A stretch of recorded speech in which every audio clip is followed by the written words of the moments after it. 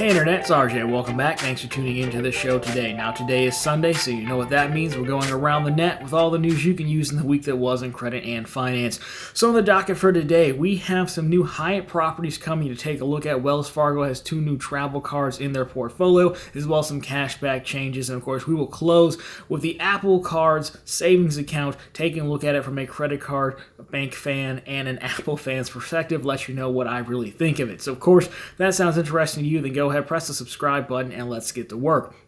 Now, we will lead off with Mastercard, not a specific credit card, but Mastercard, the payment network. Since Mastercard is a payment network, they often provide network benefits to cards that are branded World or World Elite. One of these benefits is changing, and that is their DoorDash credit. So on some Mastercards, they're World Elite. If you have that card, you get a $5 a month DoorDash credit. Well, the credit is still staying in place, but there were multiple threads on The Good Doctor talking about this, where that credit is now going to restrict from pickup orders, right? So DoorDash, the same as Uber, if you're used to those on the Platinum cards, you can do DoorDash delivery, or you can do Uber delivery, or go pick it up with some places. Well, it looks like that MasterCard benefit is now going to switch and just be for delivery only. I don't know how many people were really using this. It is a $5 credit. Most people, I think, forget about it. I've never used it. But communities like this love to squeeze every amount of value out of it. It's your credit, so you should use it. So this is, unfortunate. It's kind of funny. I just think this is one of those, the delivery services, the ride shares, they generally partner with card companies to get, new customers. But it seems like the only people who are trying to take maximum value are, folks like us who want maximum value. And of course, you would do pickup to avoid any, delivery charges and things like that to get just a little bit more out of your $5. So if you have been using it, it is now for delivery only, unfortunately, which I think that's what the service really intends to push you towards anyways. So that's kind of a bummer. But with that, we're now going to take a look at a new Hyatt property line coming, starting development maybe later this year, then maybe the first one actually opening next year. So this is going to be Hyatt Studios. That's the name or the line that they're making. So we've got some pictures from them, or just 3 press pictures. But basically, they've announced Hyatt Studios being built as an upper mid-scale type property. Again, construction planned for 2023, and then the first property could open next year. The quote from the press release, we've got the full press release in the blog post on PropleContent.com, but Hyatt Studios brand is an extended stay brand created with the needs of both hotel developers and World of Hyatt loyalty members in mind. Announcement supported by signed letters of interest for more than 100 Hyatt Studio locations. So these will be new builds overall versus like remodeling existing ones. Letters of intent aren't contracts per se. Kids sign their national letter of intent day, go to some college, and the next day they move schools. I would look at it like that. There's no way that all 100 of these end up pulling through, but at least that's the plan. So again, if you look at the pictures, they do look nice. Extended stay is kind of, they're going to have more of the kitchen stuff because you're going to be staying there for a while. Everything looks new and it's nice. Some of this stuff is kind of, weird how marketing works, right? Because again, no one wants to say this is going to be our budget or economy-esque brand, so they kind of say it's upper scale for the segment, but they're still just offering grab-and-go type stuff and things like that. So I'm kind of like, which one is it? It's fine if it's targeted at a certain class who doesn't want to spend a ton of money, because that's usually me, so I'm not offended by it, but the marketing wording seems somewhat contradictory in this press release, but we get what they're going for, I guess. So there's that. We'll have to wait and see how they develop, but got something more to look for. And more importantly, what kind of category are they? That's what everyone's really going to want to know, and the points redemption. So there is Hyatt. Now we have 2 Wells Fargo stories to take a look at. The first one is a bit of a revisit. So it had to be at least a few months ago. Wells Fargo had come out and said they were removing the $25 minimum cash redemption on their cards. So Active Cash, Autograph, I think there are only 2 real cashback cards left now. There was a $25 cash minimum to redeem, and they were going to remove it, and then they kind of held off on it, and now they're actually sending emails out to customers, so now I believe it's actually for real. So we have the email, or screenshot of it. So now redeem to your account in any amount. So good news, you no longer need to wait to redeem rewards.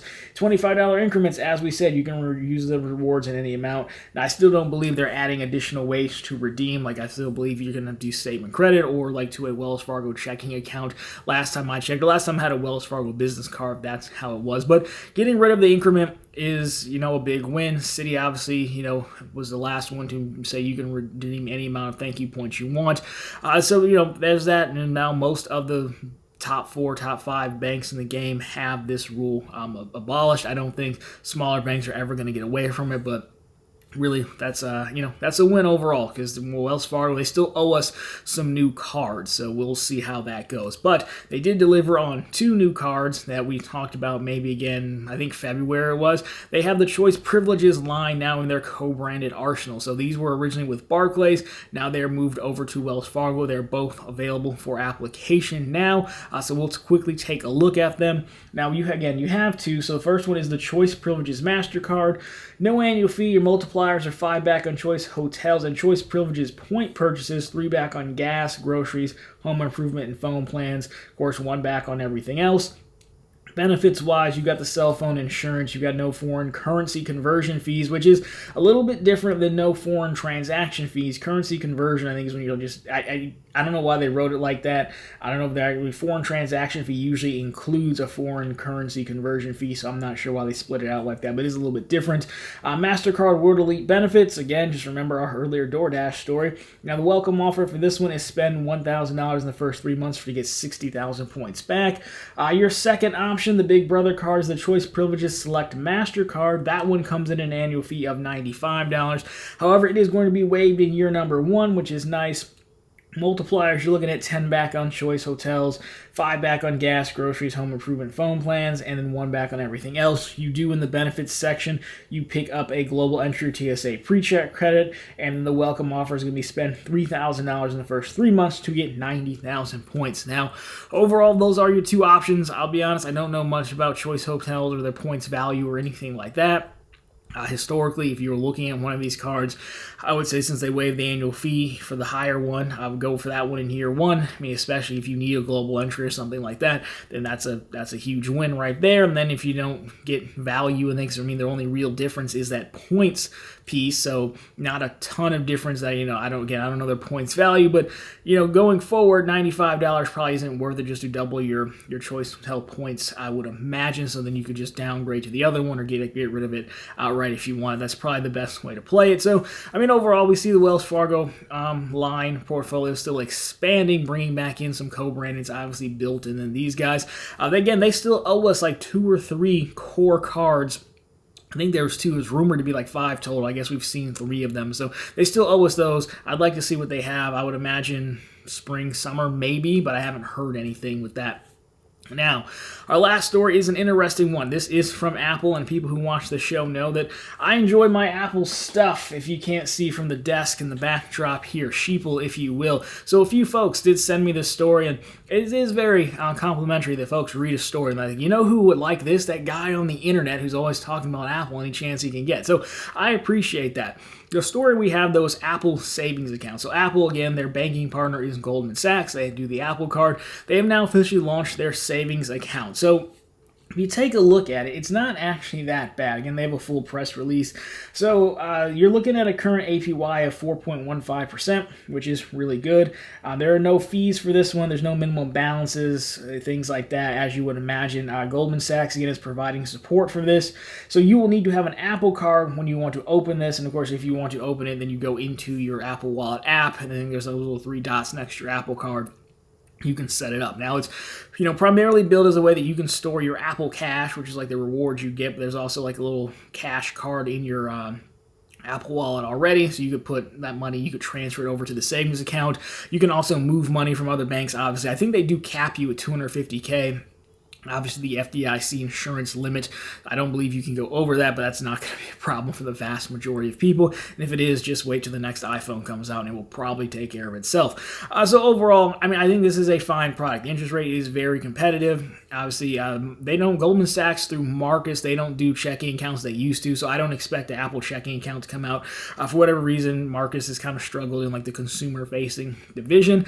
So, if you want this, if you have an Apple Card, I think it's fine, and the reason being is I don't see them offering a sign-up bonus. Generally, my rule of thumb is I should be paid to open any banking product. So if I'm not paid to open the savings account, I won't be opening it. The Apple Card, the highest offer we've seen was like a targeted offer for like $100 back, but more often than not, they usually operate on this that you can get some Panera money or some Nike money or something like that.